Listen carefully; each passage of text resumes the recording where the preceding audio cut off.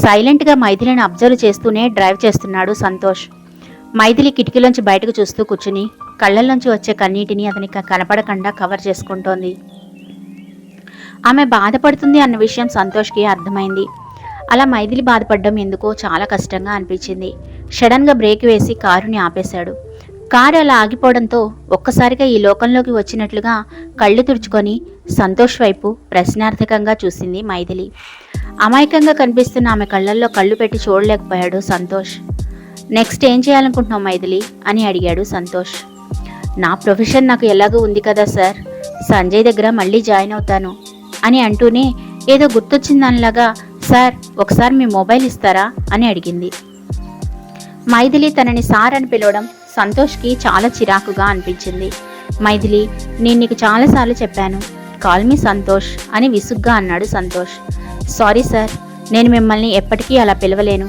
మన మధ్య ప్రస్తుతం ఏ రిలేషన్షిప్ కూడా లేదు కదా, ఇక నేను మిమ్మల్ని ఎలా పిలిస్తే ఏంటి, క్షమించండి, ఇప్పటికే చాలా ఎక్కువగా మాట్లాడినట్టున్నాను అని మౌనంగా కూర్చుండిపోయింది మైథిలి. మైథిలి మాట్లాడిన మాటలకు సంతోష్కి విపరీతమైన కోపం వచ్చింది. నిజానికి ఆ కోపం తన మీద తనకే.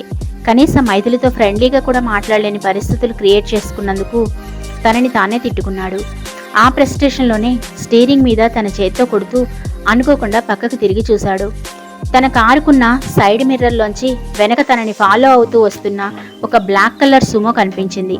వెంటనే సంతోష్కి తనని ఎవరో ఫాలో చేస్తున్నారు అన్న విషయం అర్థమైంది. అంతేకాదు తన కారులో కూడా ఏదైనా ట్రాకర్ పెట్టే అవకాశం ఉంది అనిపించింది.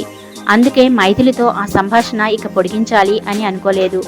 అతని కారు స్టార్ట్ చేయబోతుండగా మైథిలి మరోసారి, సార్ ప్లీజ్ ఒకసారి మీ మొబైల్ ఇవ్వండి, మా అమ్మ నాన్నలు ఎక్కడున్నారో కనుక్కుంటాను, వాళ్ళతో మాట్లాడి చాలా రోజులైంది, నాన్న ఆరోగ్యం ఎలా ఉందో అంటూ కంగారుగా అడిగింది మైథిలి.